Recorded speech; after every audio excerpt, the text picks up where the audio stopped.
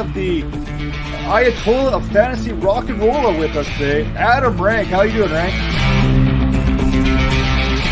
They look great in person, and I just can't wait till next year where we can pack it full of 25,000. Hey, Bob, how you doing? Hey, I'm doing great. I didn't know it was Ball Guys Day. It was being ranked. I mean, how do you lose? This is the Dynasty Vipers Vipercast.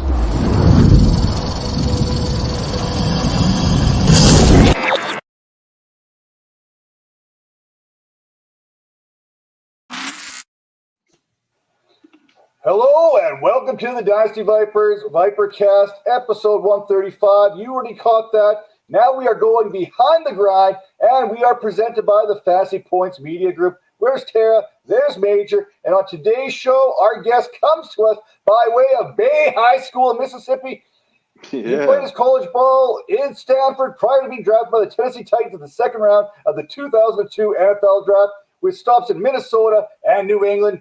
And now, hey, he's currently a double threat when it comes to analysis here, both as an NFL analyst and as a fantasy analyst. Please welcome Tank Williams. How you doing, Tank? Appreciate Bay High getting a shout out. They don't get enough love, man. Hey, we got to give those high schools there a little bit of a shout out every once in a while. So just so you know, there's a little bit of stalking that went into today's show sheet here in advance. So there may be some things that we're going to be bringing up here from high school and whatnot that we'll have a little bit of fun with as we get into it. But we kick off the show every week with probably one of my favorite questions. And as a former player, this may hit a little bit different. So put yourself in that kind of position where maybe you're coming into a baseball game in the bottom of the ninth to close it out, or you get to choose that one song to come out of that tunnel in for on game day. What is that song going to be to introduce Tank Williams to the people? The one song. That's interesting. I mean, I guess it really kind of depends. Depends on my mood. Like, when I had. Oh, so this is to get a crowd pumped. I was just trying to think about what I used to have in my. Your headphones? We had back in those days when I played my iPod. I was trying to think what I had on my iPod. A Walkman, like, during maybe? The playing A days. Walkman? Like, I had like a lot of Tupac. Had a lot of Tupac. Had a lot of Jay-Z. Had a lot of Lil Wayne. I'm just trying to think about one specific song that actually, one song that I used to like that kind of got me pumped. It's the song from The Matrix. Rob Duggan or Dugan, whatever his name is. Okay. Was it like the main track? It's the That beat. You know what I'm saying? That one, that one went hard, and it has like that kind of slow build up. Right. Like that's kind of like how my flow is. Like you like real cerebral. You kind of think about what you need to do, and then it's like that anticipation to kick off, and so then it's like a kind of slow build until you get to the ball and the climax of kickoff, and then it just kind of gets rocket. So any kind of music like that kind of sets my mood because that's how I flow. What's that one mood music that's on that iPod right now that you probably don't want your teammates to know that's on your iPod? What's that guilty pleasure song for Tank Williams? The one that your wife plays for you, but you like it though. Oh man, trying to think. I don't know. Well, I don't care. I mean, people may not like it, but you ever heard that song? Music Sounds Better With You. I'll be Googling it right now. Right. Who is it? Christina Aguilera or somebody? Who is that? No, it's not Christina Aguilera. Come on. He said, "Don't play me like that." Nah, it's by Stardust. Stardust. Okay, I gotta check that one out.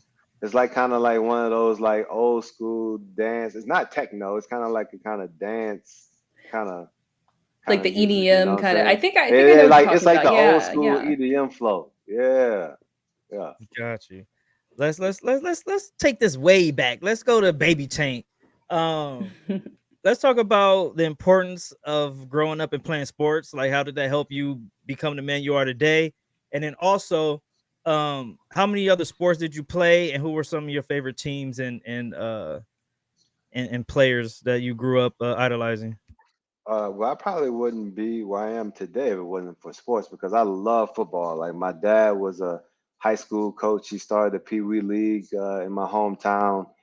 And my mom told me that if I didn't get good grades, I couldn't play ball. And so, I got good grades all the way from I was knee high to a gumdrop to, finishing, near the top of my class in high school and then getting a scholarship to Stanford. And so I credit all that to my parents putting, emphasis on academics. But, in the background, it was, I had to get my schoolwork done so I could ball. And so Right. balling was life. And so I made sure I got my books.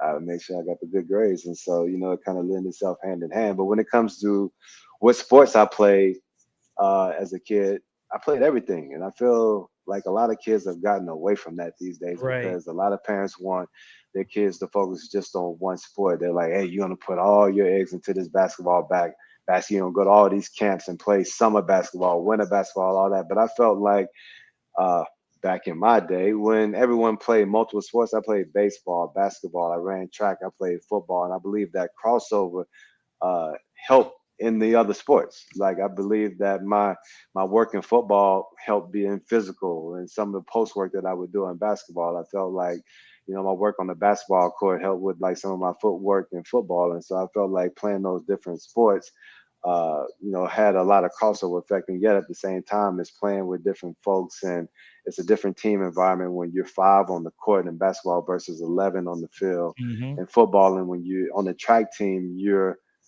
one piece of a whole cog, yet at the same time, it's on you to run your individual race and track. And so I feel like all those different dynamics help build character, whether you're talking about yourself or working with the team to achieve a common goal. Yeah, who's some of the people that you kind of looked up to when you were a kid? Like who was your idols? Who's your go-to? Who's your teams and who's some of your players? Any sport. Well, I mean, growing up in Mississippi, you would think that I was a Saints fan, but they was hot garbage. Like when I was young, that's when they had the brown bags on the head. And so everyone's like, you don't like the Saints? Nah, man, I was a 49ers fan because my parents attended Mississippi Valley State up in northern Mississippi, and Jerry Rice. There you go. So I remember going and watching Jerry Rice when he was in college when I was a little kid. And so the 49ers were my team. In football, I mean, I was a huge Jordan fan for the NBA, so that was my squad. In basketball, and then I didn't watch baseball that much, but everybody had the Bo Jackson poster. I had that on my wall too, because Bo Jackson was that dude. I mean, I played baseball and football as a kid, and so seeing somebody, compete at the highest level in both sports, I mean, I felt that was phenomenal. That's why I was really impressed with Bo Jackson. So he was definitely one of my favorites. And I'm gonna switch out these earbuds. It seems like I always got some kind of technical difficulties going on with y'all. If it's not the light shining through, it's my earbuds dying on me. But I got my headset that I can plug in right here, hopefully seamlessly, and then we don't just go ahead and keep the party going. Yeah, you good, man. Yeah, I was gonna say, can you just touch on that? Seeing like watching Jerry Rice in college, was he that man in college as well? Did you see it as a kid? Like, oh, he's about to be one of the greats. Like I don't know if I saw it as a kid. I just know that was the college that my folks attended. But he was balling out though. I mean, he had Willie Titan throwing in the ball, and when you have a guy that's that explosive, playing against that type of talent, like every game he's like blowing up, and it's like a video game. And so when you look at it from that perspective, it's like, man, that dude should play on Sundays. But at the same time, I mean, he had that type of game, like over probably 100 yards, multiple touchdowns every game, because he was that dude, and he was playing against kind of low end talent. Right. So you mentioned you basically went from the Bay to the Bay, right? I mean, that's kind of the thing from. But what made you go to Stanford? I know you had the grades; that was very important for you and your family all the way up there. But Mississippi State's there, Ole Miss is there. There's some colleges close to home. You went across the country. It paid out pretty good. First team All Pac-10 2001, first team All American 2001. I mean, some pretty good accolades there going to Stanford. But what was that decision to go from Mississippi to Stanford there?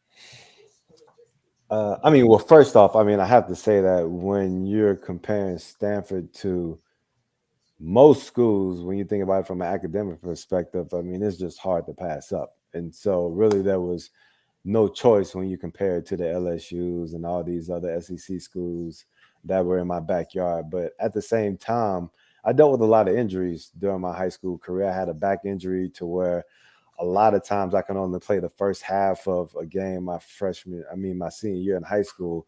I have to sit like the second half out because I could barely move.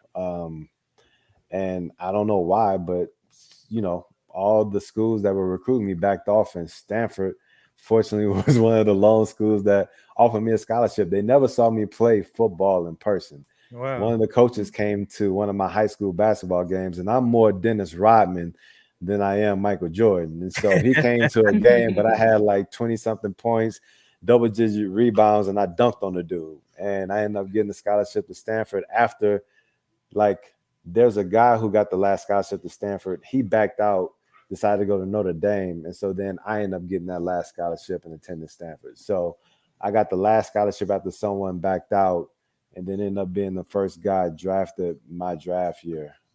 So, you know, it ended up being an amazing story for me. It's one of those things where it was meant to be. I went out on my visit, and I'm sitting at like this dinner where you meet with some of the faculty, and there's like this political science, you know, renowned political science professor next to me. And then there was Condoleezza Rice sitting on the other side of me. And That's so nice. when you have that, you know, those type of people around you, and you're conversing with them and meeting with some of the other professors, students, and then you look at the campus and it's really hard to pass up. It's like they said, it's really not a 4-year decision, it's a 40-year decision. And I mean, that holds true for the guys that attended Stanford when I was there and the guys that are there right now as well.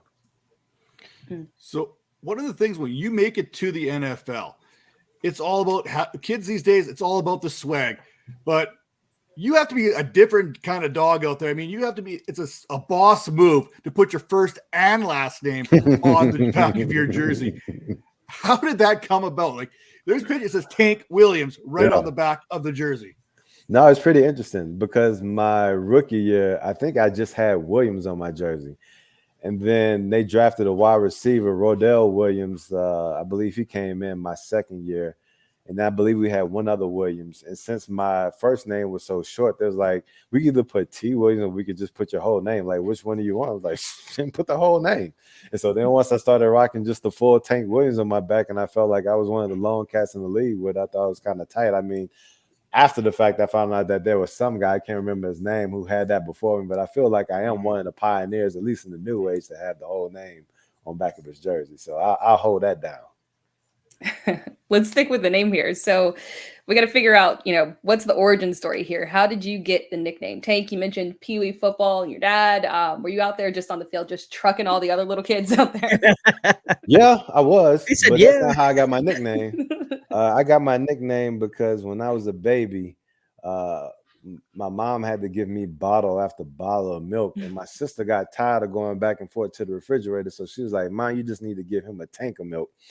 And somehow that stuck. But I will say that my little homie that's in the nursery sleeping right now is trying to earn the nickname of TJ, because at first he wasn't really putting the milk down, but now that dude is eating and getting big like a monster. So I think I got me another one on my hands. Yeah, that's cool. So when you're getting drafted, you get that call, and now you're like in camp and everything. You still got to make that roster.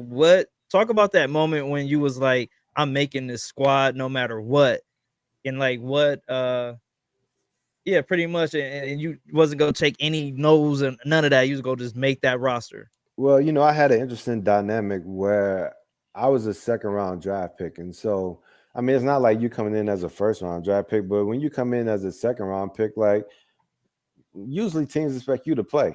And so I was in the off season and I was getting, you know, some reps with the ones, and it was an interesting dynamic. Like, some of my like homeboys now to this day really didn't like the fact that I was coming in. They had some of their boys that they were drafted with that were on the team, and I'm playing ahead of those guys when I really haven't proved myself.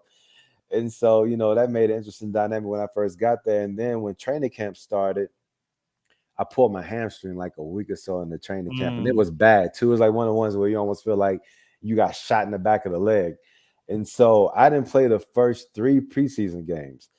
And so, you know, what you saying, like, I mean, still, I knew I was going to make the roster because I was a second round pick, but at the same time, you want to prove your value, prove your worth. I'm on the sidelines the first 3 weeks of camp. And so then I come back the last week of camp. I play against, you know, the Green Bay Packers. That's when they got Brett Favre and them there, and I play well.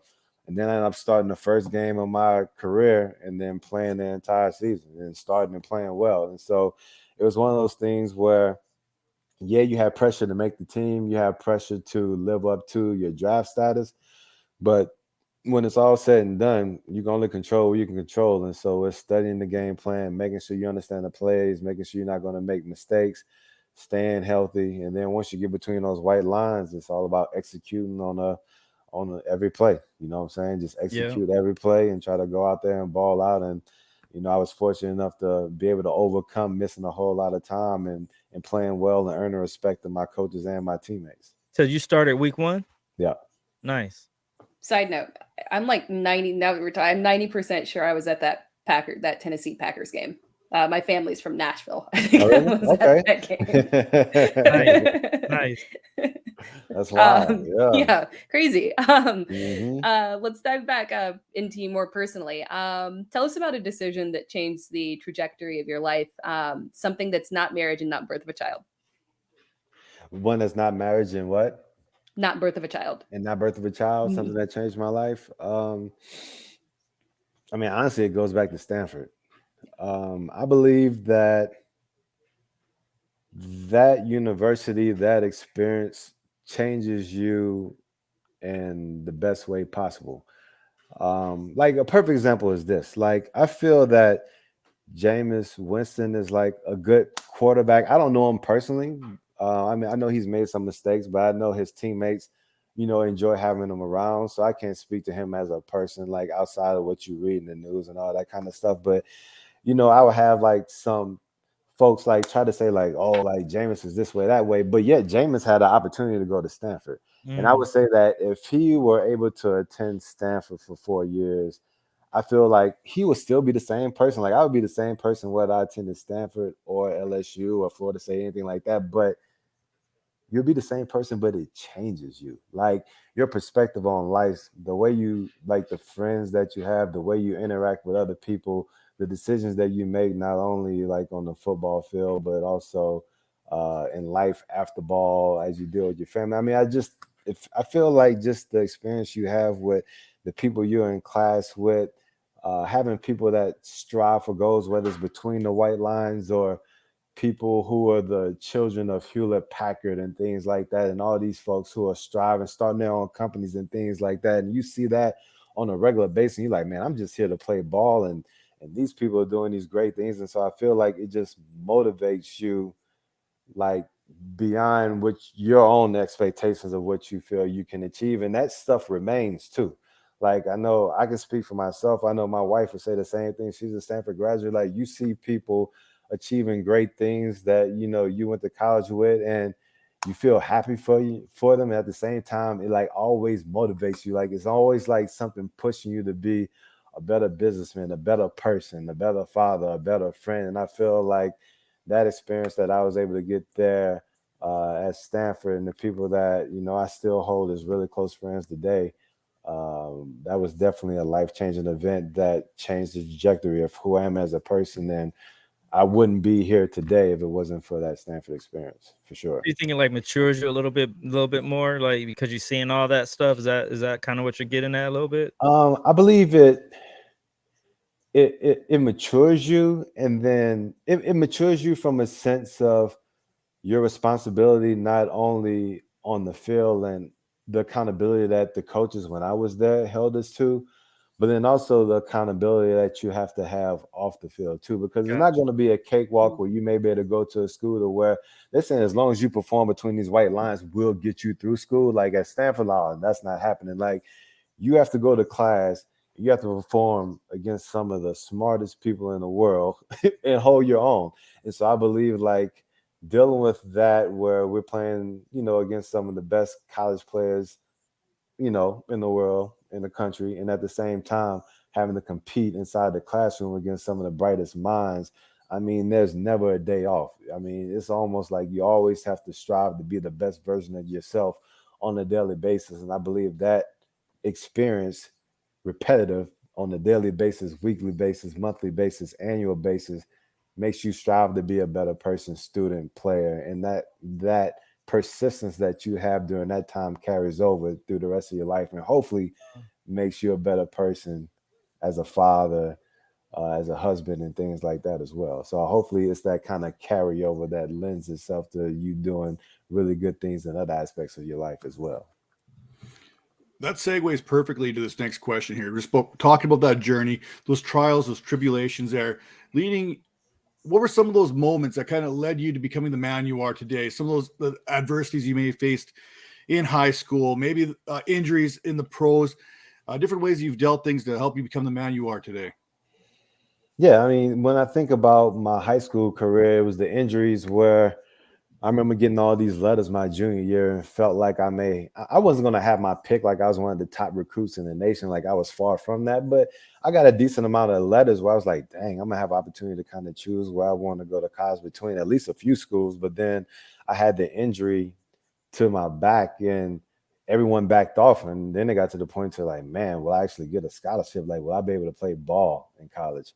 And I remember crying and my parents just telling me like, you're working hard and you just got to pray on it and understand that everything is going to work out. And then Stanford ended up offering me a scholarship. And I already told you a story how I'm the last recruit to get there, and yet I was the first guy in my class to get drafted. And so everything worked out that way. And then I got to the pros and had to deal with knee injury after knee injury. And it's one of those things where you have that adversity and it's like, how do you bounce back? And I had one too many injuries that I couldn't bounce back from, but at the same time, I felt good about the way that I would attack my injuries, and then just having that kind of persistence carry over to other aspects of life. Because when you're working in life outside of football, like life isn't fair. Like you may feel like you deserve to get a role at a certain company or something like that, and it doesn't pan out. But what do you have to do? Like you just have to grit your teeth and grind and try to, get on with another company or try to get a better outcome somewhere else. And so I believe like when you deal with injuries, you deal with adversity, and it's almost like a lot of those movies you see where it's like a lot of people, they will go to war and they'll land on a new country and then they'll burn their boats. And they're like, yo, like, I'm either winning or I'm dying. And I feel like a lot of times, whether it's sports or how I attack some things now, is like maybe for better or for worse, like you burn the boat and it's like, hey, we're going to get this done or I'm going to die trying. And so I feel like it's that kind of level, that kind of mentality that you have in order to be great. And I feel like a lot of times, you may fail, but I'd rather fail trying to be great than just be satisfied being mediocre and just kind of living a whole hum life. And so, sometimes that puts additional stress on you that you may not like, but I feel like if you end up achieving your goals, when it's all said and done, it makes it that much sweeter. Man, that's a great answer. That was a little too deep, man. We got to bring it back a little bit. Whoa, man, you want to make me cry a little bit. I was ready to go to war. But what's on your YouTube playlist right now? Like some podcasts, some motivational stuff, some comedian stuff, cat videos. What do you look at on YouTube? I don't watch a lot of YouTube, but okay. So here's the I second part. will say like, but I the will say something that I like to watch and like things that are up my alley. Like I like watching Dave Chappelle. Like I love comedies, but I also like thinkers. I like people that have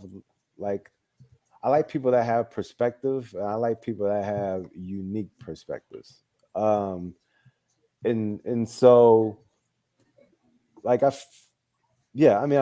feel like that's what we need more in the world today, is just for people to be more thoughtful.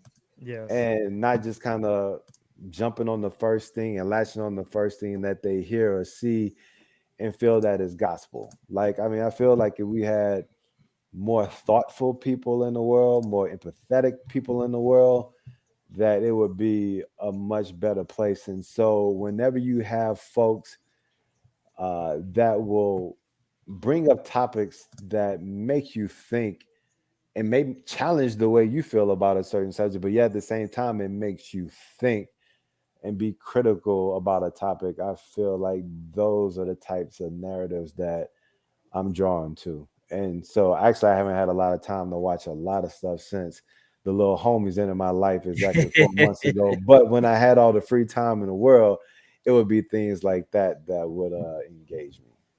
That's a great answer. Don't worry, that cocoa melon, that's coming here pretty soon.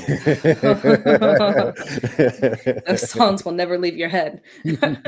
Oh man, I got Dora's song still stuck in my head from my daughter was little. So yeah. Let's jump back to life in football. When football was over, how were you prepared for life after football? How did you transition into the media as well? I had a long road to get into the media because I first started off in real estate. When I retired, I kind of networked through a few programs that I would take when I was in NFL. Like I would attend entrepreneurship programs. They have them at Harvard, the Wharton School of Business and things like that. So I was just trying to figure out what I wanted to do. And so initially I got into commercial real estate, and I worked for a commercial real estate firm for, I believe it was like 5 years or so after I finished playing ball. And then I started my own real estate development company after that, where I was like kind of building homes, flipping homes out here in California. And then at that time, I attended it was like this fantasy, it was like a fantasy convention out in Vegas in like 2015 or so. And I met Brad Evans, and he was, working on the Yahoo Fantasy show. And so, we had some drinks one night, and we were just kind of talking shop and talking fantasy. And he was like, man, like, you're a former player, but like, your fantasy, like, we need to get you on the show. He's like, where you live? I'm like, I'm out in the Bay Area. He's like, man, you close to Sunnyvale too? And so I talked to one of the producers, and they brought me on and just tried me out. And then that's really how I got my start in the media business. And, it's one of those things where after I retired from football, it kind of left a bad taste in my mouth. Like I remember there was a year or so where I didn't even watch ball. Like I was salty. And the only way I started paying attention was that my college homies wrote me into fantasy. And then it all made sense because my boys used to call me like on Fridays and Saturdays and be like, hey man, how you feel about this game?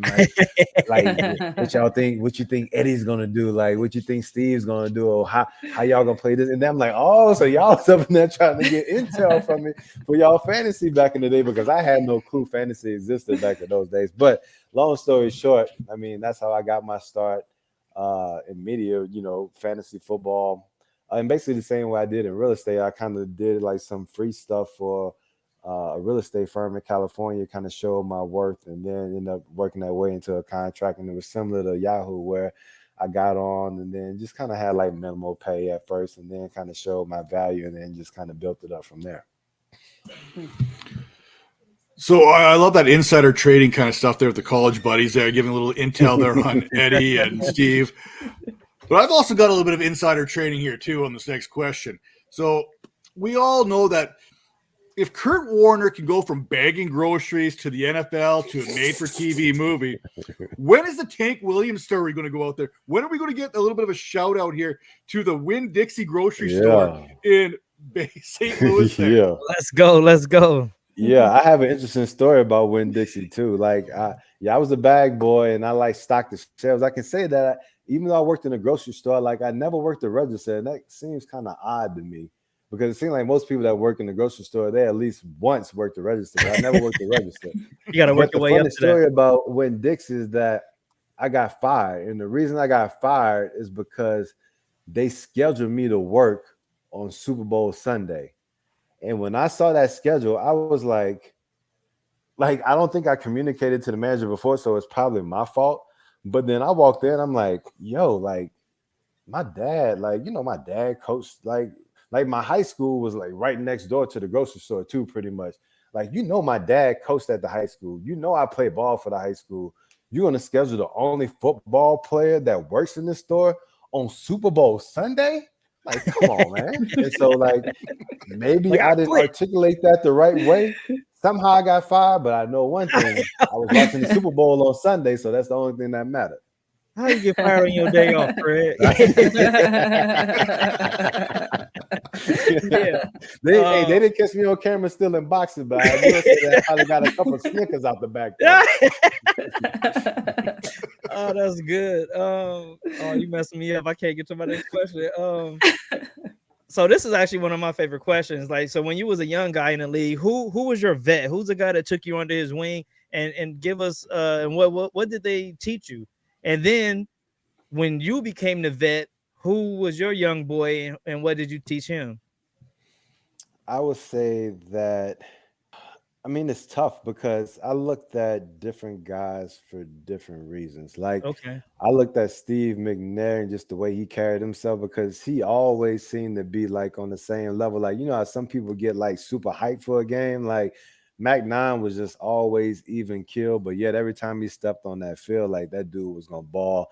A He beast. played through injuries, he played through adversity, and like he always put it all on the line. And you could always guarantee that if he was gonna play in the game, you had a chance to win. And so I love that aspect of him. Yeah, at the same time, in my defensive back room, I always love watching Samari roll because I Mm, never really had a guy that taught me like really great footwork. When I was in college, like when I was in college, you can get away with like hitting receivers 10 yards down the field and you can contact them all the way up until like the ball was in the air versus you couldn't contact them past 5 yards in the league in NFL. And so learning how to use my feet, uh, refining my technique, watching him because that was a good thing. Like Samari was a Florida State guy, and so his entire life he studied Deion Sanders, and so mhm. basically it's just one of that. It's basically that lineage where I get to study from a guy who was a really talented cornerback, amazing footwork, had a really good head for the game, and he studied the best cornerback that ever played. And so I Yeah. felt like watching him really helped me refine my game, and then on the flip side, I mean, I just try to be one of those guys that the young guys could just look up to. I mean, I had an interesting dynamic during my latter years in Tennessee because when I believe my very last year is when we drafted Pac-Man. We had Mm. Pac-Man Jones on the roster, and so that situation uh, was interesting. I mean, Pac was a very talented player, and Pac would probably say to this day as well that he was a really young guy, came into the league and probably really didn't want anyone to tell him what to do and wanted to play the game and do things his way, and he you know kind of improved as his career progressed. But yeah, at the same time, like, so when you're dealing with those kind of dynamics in the defensive back room and we were losing, and I was coming off a knee injury too, it made things a little bit difficult. But yet at the same time, it's one of those things where you can only control what you can control. And so I just had to make sure that I took care of my business in the defensive meeting room, took care of my business between the white lines, took care of my business off the field. And then everything else, you just try to be an example, whether it's, communicating or just, by your actions, but what you do on the field outside. But there's only so much you can do at times. And so it's whether, you get on some teams where guys are receptive to feedback and information. You get on some teams where guys just kind of want to do their own things. And so you just have to learn how to navigate those situations effectively in the league. Nice. Mm. So we talked about everything at Stanford. We talked about the transition from football into real estate, all the things that you've learned along the way. What is something that you wish that you knew from now or along the way, all the way back in high school? Man, like just one thing. Yeah. I mean, honestly, like there's so many things that I wish I knew then that I know now. And it's really, I mean, it's just a really tough question because I feel like I'm always like I don't read like books enough. Like I read some books here and there. Like I'm notorious for bringing like 5 books on a vacation and not reading one. I'll like maybe skim a couple pages and then read Same. the back and be like, man, but I had intention. But like I read like a lot of articles. I watch a lot of news. Like I read a lot of stuff on the internet. I'm always researching things, and so I feel like I've learned so much about like business and just interpersonal relationships and psychology.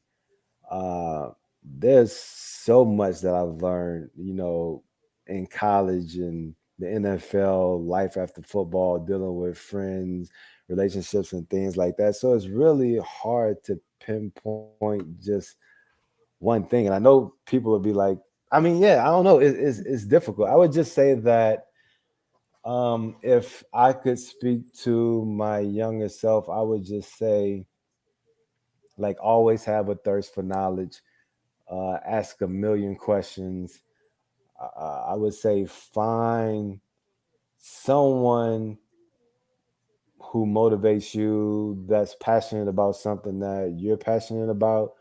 Watch them at like a hawk. Try to build a relationship with them, pick their brain, learn everything that you can know about it. And then once you do that, try to find the next best person and then do it all over again. Just always have like this thirst for knowledge. I mean, so maybe that's what it is. Like I think that's a long-winded way of me saying just always have a thirst for knowledge, and it just doesn't speak to just random information. I would say have a thirst for knowledge when it comes to like information, but then also like you as a person, like what affects you, what makes you go, like what makes you sad, what makes you happy. Like always just try to gain additional perspective about things that are important to you. And I feel like if you make the things that are important to you a priority, then things will be great in your life, and people that you surround yourself will feel the same way. Man, great answer. Um, and this is the last question. I usually ask for advice, but um, I'm gonna ask for a favor of you, and then I'm gonna in turn, I'm gonna have Matt and Tara and myself give you some parent advice since you got little TJ over there. I So take all the yeah, parental but advice I before can we get. do that though, who do you think we should have on this show? And before you answer, like you have to, you got to help us with the connect, man.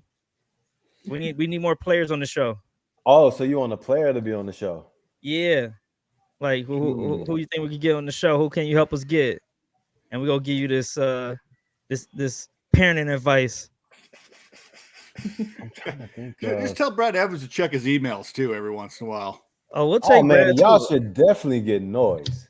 I mean, because that'll be the first person that pops to mind is Noise. Okay, Like Brad is a really good dude, uh, really informed guy who's really. I mean, I can't think of a person that's more passionate about the betting space, fantasy space, every sport just in general, and will let the whole world know about it without a microphone. I mean, he's that passionate about it that he just screams and shrieks whenever words come out of his mouth. But yeah, if you need help with Noise, getting Brad Evans on the show, got it. I'll definitely do my part because I feel like not only you, but every person listening in will get a little something from it just because of his passion for what he does. All right, so I'm gonna go first with the parent advice. I think I may no, I think Matt, you may have the oldest daughter, right? Your daughter's I got my 25-year-old. I've got 3 grandkids already, so okay. I'm already way So out You there. got 11. I'm gonna let you go last because you got 11, and Tara got two young ones, so they're closer to your age. My she's like in college now, so it's like we okay. got a good balance right here. But my number one thing is allow your kid to cry. Like I used to let my daughter cry. I read somewhere that it builds independence and builds confidence. Um, I used to let, and now she is that. She has like her own business. She's a house sitter. She's a pet sitter. She's in college, straight A's, all that good stuff. So Yeah. I say let your kids let your kids cry. Let them figure out a little bit. And Don't when let you them say get let don't them cry, at what age are we talking about? now like this whole I baby mean, I, formula. I I was gonna say like I let them do it now, but I Exactly. didn't know. But I didn't know if you're talking because there's various forms of crime. So like you would say right Got you. now, like he's When they're waking in up the from a crib, nap and when he they're in the probably needs to sleep like there 30 you minutes go. longer. Like I'm gonna let him shriek to. I mean, since y'all That's all have exactly what kids it and the is. people that are watching have kids, they'll know. Like I let him cry to the point to where when I go in and you turn him over, like he It's got one of them like big boogers on his cheek and a booger in his nose. Like dog, you was really trying to let me have it outside, huh?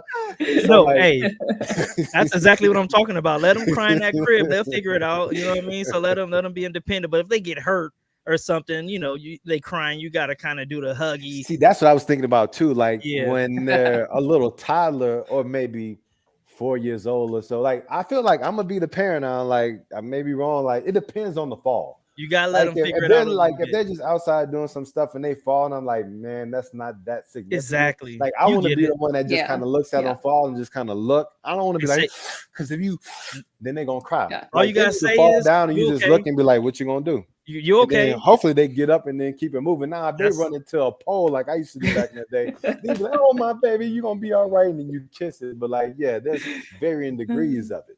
Yeah, you gotta let them Just figure it out. some dirt on it. Yeah, you gotta let them figure it out. Yeah. For real.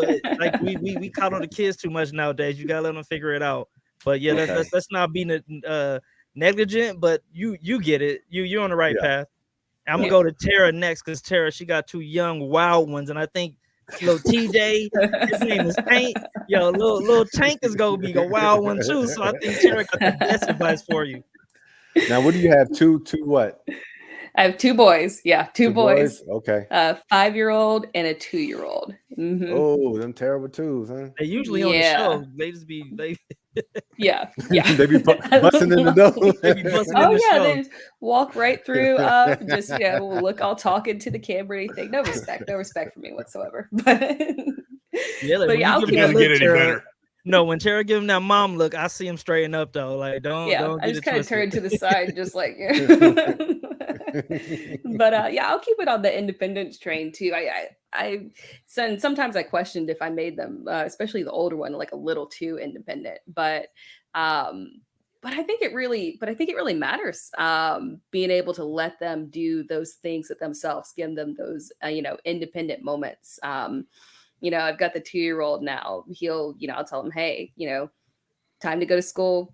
Get up, go pick out your clothes. He'll walk upstairs because he goes downstairs in the middle of the night and comes in bed and sleeps with me. But he'll walk back upstairs, grab his shorts, grab his shirt, get his everything, and then want to put it on himself and brush his teeth and everything. And it's it's mildly irritating because it takes up way too much time. But in the long run, I think giving them that opportunity to have that independence and do all those things themselves, it's good character building. Yeah, and that starts at a young age too, right? Because I feel like I never wanted to be the parent that has the kid that only wants to be held by their mom or their dad. Like the good thing about my little dude is that we can go to like family's house or something like that, and you put him in anyone's lap and he's just like straight chilling. And it's like, man, like the last thing you want is like that person that once you try to hand him to a stranger, that little lip starts quivering and your face turn red. Like, nah, man, like you have to be able to spread love. And so I believe if they can do it at a young age, hopefully it carries on to the ages you're talking about, right? There you go. Mm-hmm. Yeah. And Matt has 11 kids? Well, like I said, grandkid. I'm basically the Canadian version of Philip Rivers here. Cromartie may have me by 1 or 2, but I'm not too sure. But yeah, no, you name it, I've got it. I mean, we've got 25-year-olds. My youngest, he's 8. I've got 3 grandkids. I mean, we've fostered, we've adopted. I mean, I think if you add all the foster kids, we've had about 86 kids that have come through our home at some point. Wow. So yeah, children are a thing I've picked up on. So the first thing I will say, melatonin gummies, they're not just for the kids. They're for the adults too. You need to get your sleep. You need, like I said, you said you have to pawn that kid off every once in a while. It's good for that because it gives you a break. I mean, if you're not giving yourself that break, you're not going to do anyone any favors, right? The frustration starts to come there. You get overwhelmed. The second thing, and probably the most important, is do what your wife tells you to do. Right, that's the thing, and it's not just because she knows best. Because let's be honest, she knows best. But you're also showing your young son here, this young man, how another man treats a woman properly. Right there, you go. That's kind of that. You're putting that ground tool like that already into place for how to see. Because little eyes see what they see. What's that saying there, Terry? You might know the son. Mm-hmm. Careful little ears, what you hear. Careful little eyes, what you see. Because they're always watching. They're always listening. They're always picking up on everything that you're doing. So treating their mother right and stuff, that's something that he's going to carry on all the way through his life. So, and then touching base on Major here, as they grow up, you got to let them do their thing. I mean, it's a good thing to be there for them, but don't do it for them.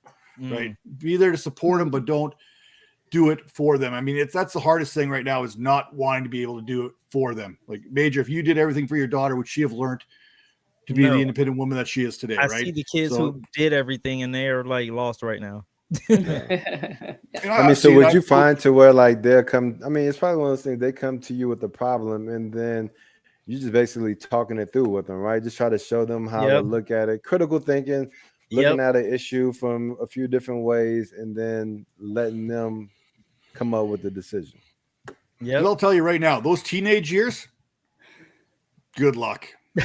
Yeah, mine wasn't too bad though. My teenagers wasn't too bad. Like it was all right. Like my daughter, she was a good teenager. She was like in the books and stuff. It was a couple I had to run a couple boys off, but yeah, that's so you got a boy, so that part's a little bit easier. But just keeping them focused as a boy, that's gonna be the hard part. But like, man, having girls, woo. The high school is not, them boys be after him, so you gotta fight them off. But like I think Gary would disagree. That scene of Bad Boys with with Martin and everyone. That. I already know which kid I gotta lock up. I'm like, no. You're not leaving the house. Exactly. Well, Tank, I want to thank you for coming on the show here tonight. I mean, it means a lot to get you on here, talk about your story here, go behind the grind with you a little bit here, and kind of just share everything from high school through the pros to what you're doing today. And I think this is just the tip of the iceberg. I mean, there's bigger and better things coming for you, especially in this world of fantasy football, prop betting, NFL analysis here. I think you've just kind of touched that here in the last couple of years. So I can't wait to see where you're going to go next in this journey. And I can't wait to have you back on the show and see where in some time and see exactly how that translated. So no, absolutely. I mean, we were like a year or so in the making, but I was glad that we were finally able to get this on the books. And, I enjoyed talking shop with y'all. Like I said, y'all helped me do my initial round of due diligence for the new season. So I appreciate y'all for that. And then obviously it's always fun chopping it up about, life in general, and great getting y'all's perspective on, a ton of different issues. So I appreciate everything that y'all do as well. Well, we thank you. And with that all being said, hey, Tank, I know I respect the fact that you read a lot of books there, the Stanford stuff there. I'm still at like a Dr. Seuss level when it comes to reading. I can't even read my show notes here properly. So with that being said, I'm not even trying to make out what I have written down here. I'm just going to say thanks for tuning in. And you know what? Once I find the proper buttons to hit, we will see you next week.